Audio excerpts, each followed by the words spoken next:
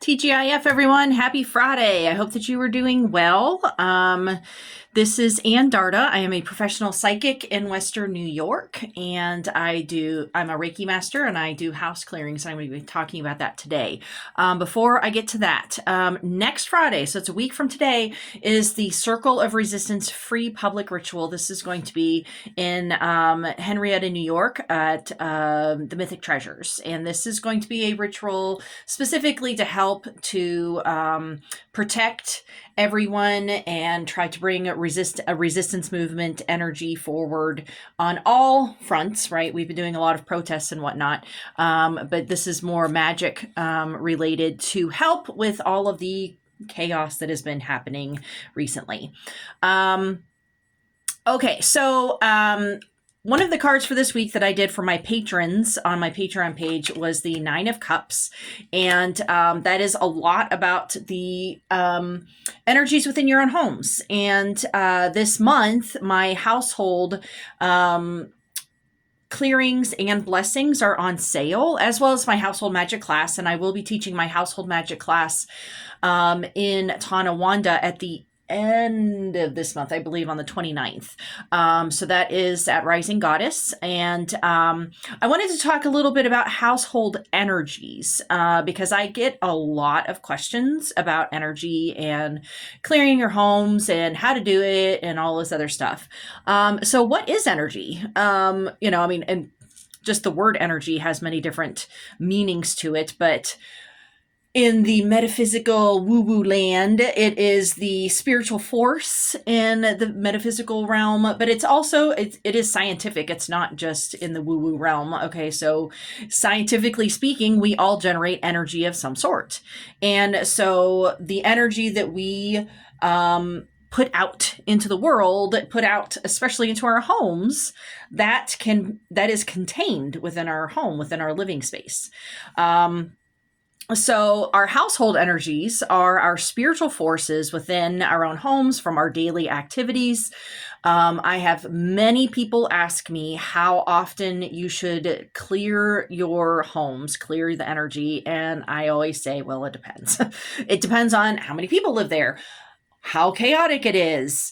And I'm also going to be touching on some rather uncomfortable subjects, but I always have to talk about these things with any clients because it can become a moot point if I do not. So anything, what's some positive energy? If everybody gets along within the household, if it's harmonious energies, and that's what the Nine of Cups really represents. Harmonious energies, everybody getting along, then it's, really good energy in that household, right? Of course, everybody has energy, and if you're not feeling well, then, if you've had some illnesses or just some upsets within the household, then that can generate some negative energy. But what really builds up negative energy is any type of abuse. This can be physical, emotional, verbal. Oftentimes verbal abuse can be more impactful and longer lasting than physical abuse. Not that I want any abuse at all whatsoever, but looking at it from an energy perspective. Also, any type of addictions also affects the household energy. Excessive drinking, hardcore drugs, and even, excessive pill popping, things like that, that definitely affects the energies within the homes. And so this is an often uncomfortable conversation that I do have to have with everybody that comes to me before I do a house clearing or a house blessing is, okay, so who all lives there? And how do the energies work? What all happens within the household?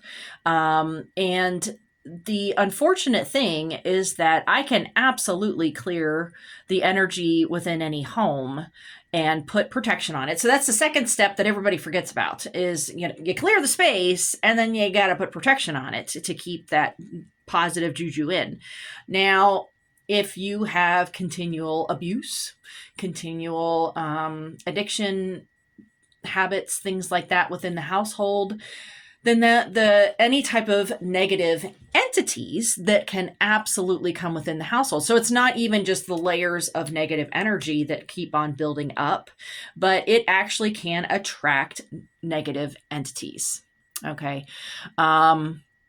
Because anybody that has any type of addictions of any sort, especially anything that affects you physically, your cognitive abilities, that makes you wide open for attachments.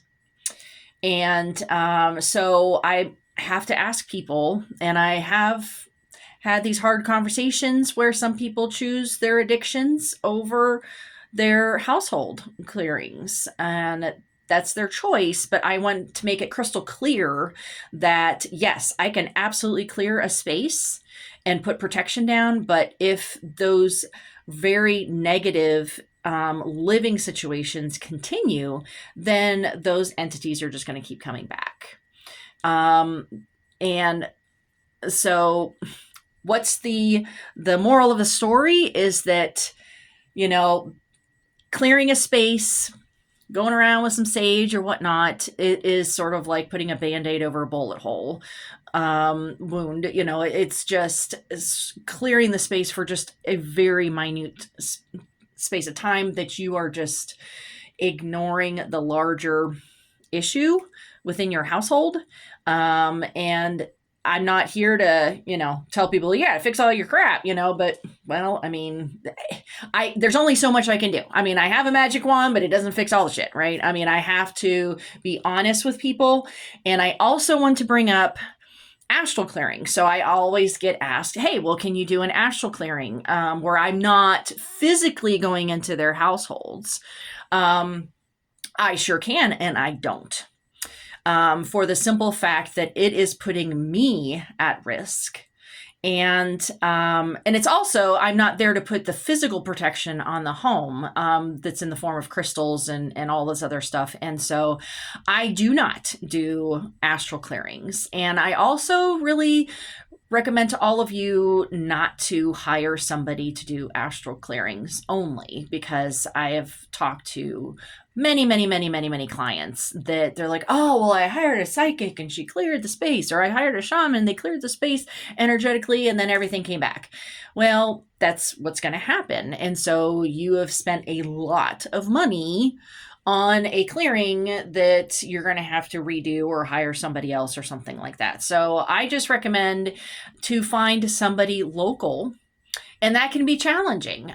You can always contact me if you are not in Western New York and you're wanting to have somebody do clearings. So I do know of people like where I've lived before in Denver and in Tallahassee, Florida, and places like that I do have contacts that I can recommend people to you. So you want to make sure that the person actually knows what they're doing. You can always go through and clear the space yourself. But especially when children and or animals are starting to get harmed or affected in some way, that's when I'm usually called in, because people realize that it's beyond their capabilities. And that's when I'm perfectly happy to do that. But that's why I bring in those, okay, so here's some different things on how it's going to affect your household energies and what is the energy like in your household. And sometimes people have guests that stay a little too long, or they may be there in a short span of time, but they have some issue, some addiction or something like that, and so they brought all kinds of crap into their household. Yes, you absolutely need to clear that space afterwards. And it's also just sort of like making us more mindful of who actually comes within our homes. My home is my sanctuary. I am very particular about who I let into my household, sort of like the whole vampire thing, that I do not let just anybody into my household. And that's also why I do not do readings for people within my household that I do not know in person. I do video readings all the time. But so it's just understanding how energy works. And I hope that this is helpful to you if you're having any issues yourself. You can always go through and cleanse the space, put some protection stones, things like that. But, if you're sort of ignoring the larger issues within your household, then that's something that you may need to look at first. Okay.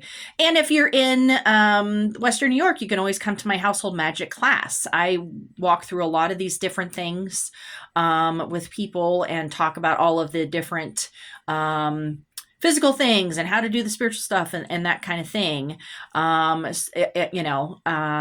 in person. So hopefully this is helpful. Hopefully I actually got through on my notes because I didn't even look at anything. But anyway, so have a wonderful weekend, and I will see you all next week. Bye.